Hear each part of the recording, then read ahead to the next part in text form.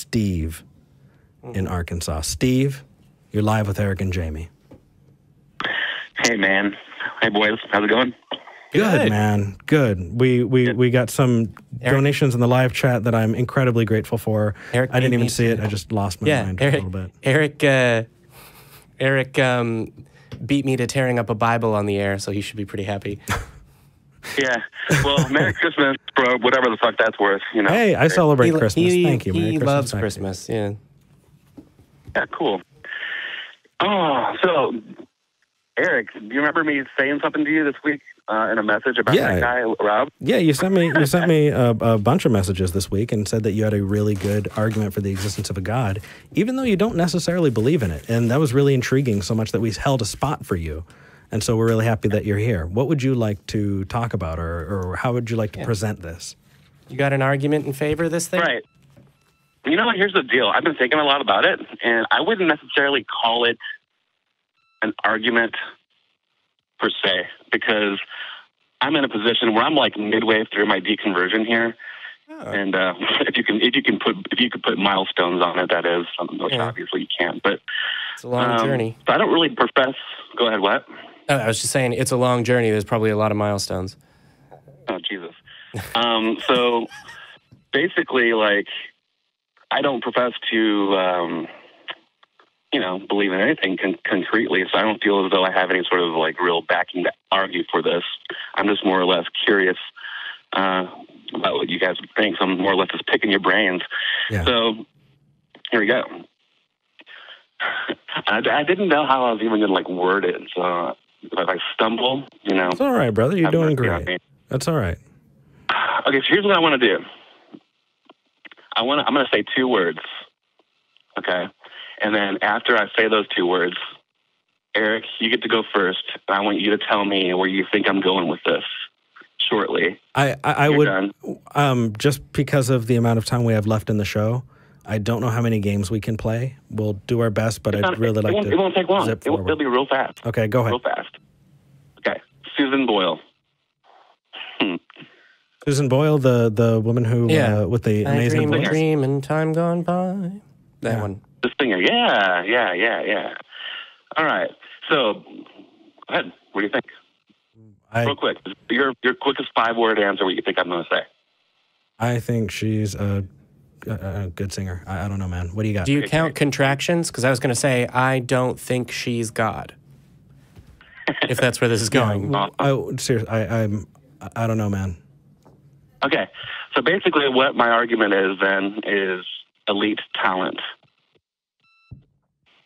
The spectrum by which humans operate in the world, not only just on a day-to-day acts of daily living way, but also in our innate ability to transcend all of our peers by miles sometimes, and somewhat naturally from even young childhood, prodigy, to me, speaks of something much more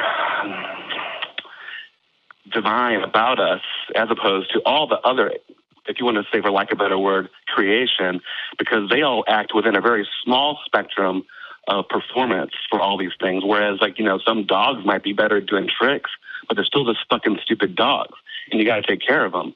I love dogs. You know, don't take it personally. Yeah. But I'm wondering more or less about the elite talent in the world and where the fuck that shit comes from. The brain.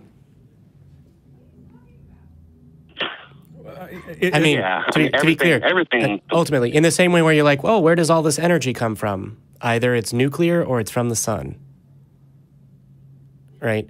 Like that's where the energy that we use on the planet comes from, ultimately. So human societies form because of human tendencies in the brain. Human understanding forms because of the use of our brain. We're able to deliberately build our muscles in gyms that we build with heavy muscles because we have the idea to do that with our brain. We are the most intelligent living species on this planet, and that's why there's more than 7 billion of us, and basically only beetles outnumber us at this point or something. Actually, I think probably if you count each individual member of viruses. Basically, as far as species on the Earth go, it's basically human supremacy, and unless we destroy this home that we have, we're going to live here until the sun swallows it. Is that what you're talking about, or are you talking about the fact that some people are better than others at certain things, therefore there must be a deity? No, that's not. That's sort of what I'm talking about, but that's kind of underscoring what I'm talking about. So here's what I will say is... logically, hold on, say something real quick. Logically, everything, all varieties of all things, some of them are going to be better to some degrees at certain things than others. But I'm talking about skill that is so far beyond... Give me an example. Like when Susan Boyle opened her mouth and fucking angels came flying out, it's kind of like that doesn't necessarily come just from the brain. It comes from the vocal cords as well. Just as a quick side note, you mean metaphorically angels came flying out? Yeah. It's so... Okay. Yeah. I just... I'm midway through my deconversion. I was sort of like, okay, that might be a huge step back. There are great singers, there have been great singers, and there will be great singers, and they all operate just as humans do, within a certain vocal range, using the same tools that they have at their disposal biologically.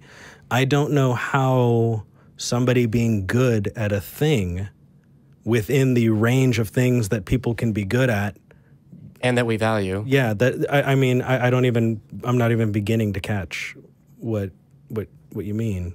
Can you give us a different example than Susan Boyle? Well, so here's what I will say is... Sure. Oh, yeah. Anybody. I can give you examples of, for instance, you want to say that it's the brain and people are able to flex their skills over time by practice and study, education and whatnot. But how come some people, like children, can be prodigies at such a young age with very little effort or time required to come to such elite levels of skill? The brain. I'm not talking just being better at somebody. I'm talking about being way fucking better than them. Yeah. And it's not Mozart. Even like, skill sets. We can't sit here and debate that humans have skill sets. I agree, which is why I'm wondering why we're debating whether or not humans have skill sets. Yeah. It's not really like I want to go back to the original attitude I had, honestly, and getting away from it, because I feel like I really, like I said, I called the wearing, so I can't really debate any of this. I'm kind of honestly, I'm probably making this shit up as I go, to be totally honest with you, because to me, it's just basically my mind trying to get itself around certain shit. Steve, cheers to you for being honest, because having that understanding. Yeah, I went through that. Yeah. I went through that for a while. That's totally understandable. Because it's very human. And honestly, we all do that to some degree. I mean, I've worked in schools for many years, and every day a kid comes to school and tries on a different personality. They try to see who they want to be and how they want to be, and it doesn't change. If you think that you've got a good model for the way you see the world, you're not really going to be able to see whether or not it stands up until you bounce it against the real world. So that's okay. But the argument that some people are better than others, we have gotten better at studying and learning how to teach. We have observed that there are different ways that people can be good. There are savants who are unbelievably good, but again... Also practice and hard work. Yeah. So here's what I will say is... Right. I take care of a blind person who's been blind his whole life. He's 46 and he could play 35 songs on the piano. Nice. Well, good for you and good for him. I didn't realize you were taking care of the ghost of Ray Charles, but good for you. Neither did I. Sorry. So here's what I will say is there's an apologetic that's sort of been abandoned because it's weak, which is, if there are good things, there has to be a thing that's the most good. If there are powerful things, there has to be a thing that's the most powerful. That thing is God, and we should be in awe of it. And what I'm seeing in your answer is, wow, there are people that are very good at things. How can that be possible? Isn't that something to do with a God? And I would say, no, it's the world is colorful and, in only a metaphorical sense, a magical place. True. Honestly, and to be totally fucking honest with you here, I actually like your answer better. Because I have come to find the more that I let go of the absolutes, that God is the answer for every fucking thing, that robbed me for all my years, 38 years now, of the wonder of the world. Now, the more I'm able to grasp that, even if it's very slow, the more I'm able to experience wonder, almost like childlike wonder again. It's pretty awesome, man. So So when I bring these things up, I sort of feel like it's just me wondering. We're here for you with a fire. Come in out of the cold. here's a good little tool that helped me over time, but it took me a while to actually understand. What I was going to say is a gap in knowledge, or the fact that something is really cool or awesome, does not create a good argument for the existence of any kind of deity or religion. Sure. And there are, and there's so much more than just the examples that you gave, right? People point to the expanse of the universe, verse, right? People talk about the fact that there's complexity, on the biological level that makes us up. And they say, that's amazing, therefore God, right? There are tons of these arguments that use that exact reasoning. And as you come across them, just remember it's another that God gap issue, isn't it? Yeah. Yeah. And so as you come across those, just remember, is there an explanation there? Because if there's not an explanation, then you've got more digging to do. But we appreciate that you called in with it. And I appreciate that you took the time to, be honest and share these things. We hope you do great in your journey. Yeah. And what I will say is, I don't want this to be the last time we talk. Yeah, definitely. Yeah.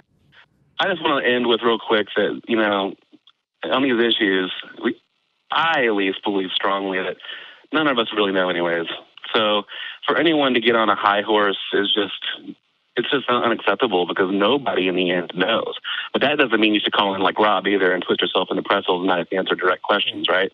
So exactly. So what I will say is, no one knows. Like, do you mean an afterlife when you say nobody knows?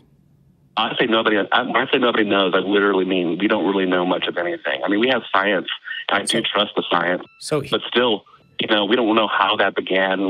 We never really know. We have theories. So what I will say is, we don't know everything, but there are things that we do know. We know that the Earth is not flat, and we know that the Earth is also older than 6,000 years.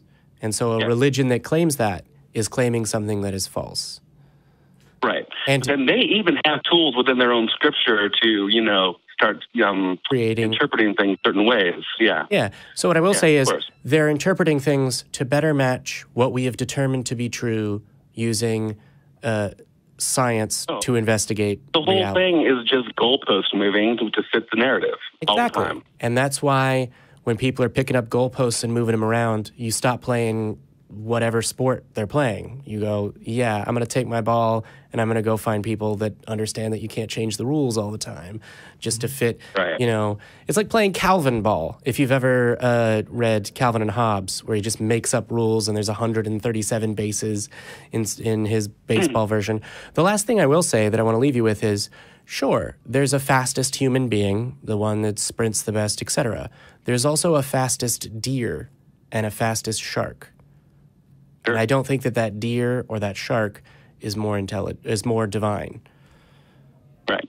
Exactly. I don't either. Yeah. I don't think that the running speed was ever the point of what I was really saying. However, I'm right there with you with this human being is very good at this human being is very good at that. At the present moment, there is an all-time winner in ridiculous genocide, which is Stalin. Yeah. Actually, wait. I think he got more than Mao, but it's pretty close up there. I can't remember the exact numbers. But I don't think that Stalin was more divine for being good at genocide. Like, skill just inspires a level of, whoa, how did that happen in human beings? And, whoa, how did that happen asks for an explanation. And when you ask for an explanation, your mind, when it can't find one, human minds, all of them, have a tendency to go, you know what? It's something beyond me. And in a way, I can know that by praying. And I call it God.